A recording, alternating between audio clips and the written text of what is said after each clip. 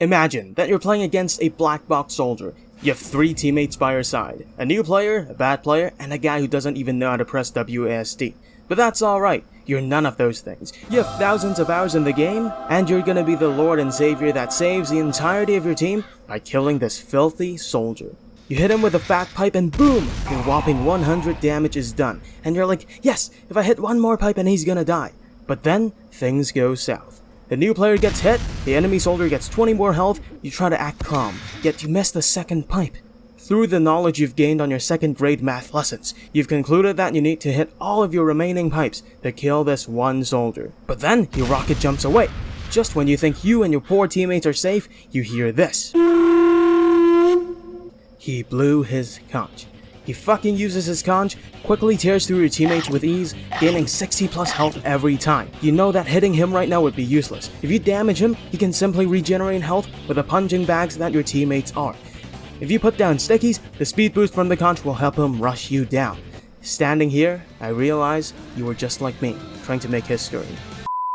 Before he takes the last shot, you utter, "You fucking asshole! You exploited my teammates and used them against me!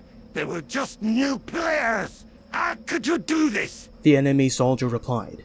"Consider yourself dominated, you Scotch son of a bitch!" And you descend into the abyss. That is the respawn screen for 12 seconds.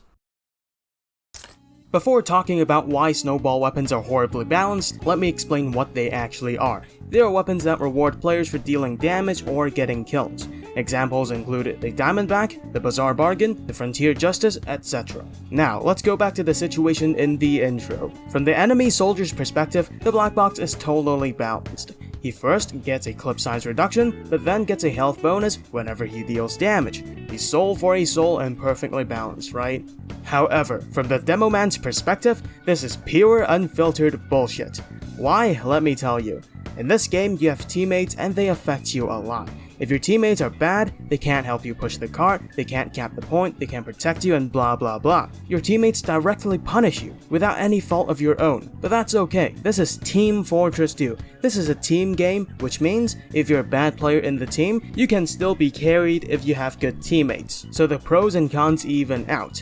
But, snowball weapons break this balance. If you have bad teammates and your enemy is using one of these weapons, you're punished even more by your teammates. It's kinda hard to understand, so let me outline some in-game scenarios to prove my point. With the Diamondback, he can stab an oblivious engineer, zap all his toys, and use the 102 damage against other enemies. Now the other is extremely important. This means that I can shoot someone and deal that instant 102 damage with minimal skill. And this poor fellow right here didn't do anything to get punished. He can't know that I had crits through the kill feed. It only shows that I've backstabbed and sapped something, and I may be using some other revolvers, right? This guy here is already being dragged down by the new player, directly. With me using the Diamondback, he was dragged down even more. Now not every snowball weapon is as ridiculous as the Diamondback. For instance, the Babyface's blaster, yes, with your teammates standing perfectly still, the enemy BBFB scout can easily get his boost because of that. But the scout can lose his boost easily through jumping and taking damage. And the speed is cool, but it's not like it can outrun the sentries. The scout's hard counter, right? Plus, the speed is just very noticeable. You just know it when you see a scout running at Sonic speed. Now that you understand more about snowball weapons, let's talk about why is being heavily punished by your teammates wrong. Most team-based shooters focus strongly on the team aspect and the winning aspect. If you have a shitty teammate, you're gonna be fucked, unless if your team also has a shitty teammate. This is suitable for those games because it's a team-based, competitive game. What's the point of a team if it can't drag you down or carry you? But TF2 is a casual game, when you're playing 12v12 of course. Competitive modes exist, but we'll talk about that later. TF2 is designed in a way that everyone can do their own thing without thinking too much about what their teammates are doing, except for these classes. Other classes are effective when both alone and in a team. A scout doesn't really give out buffs to a demo man, right? The other issue created by team play is the need to cooperate with people other than yourself. It's funny to say, but they handled the issue by essentially removing as many requirements for teamwork as possible, and focused on making the game fun to play as if it was a single-player adventure.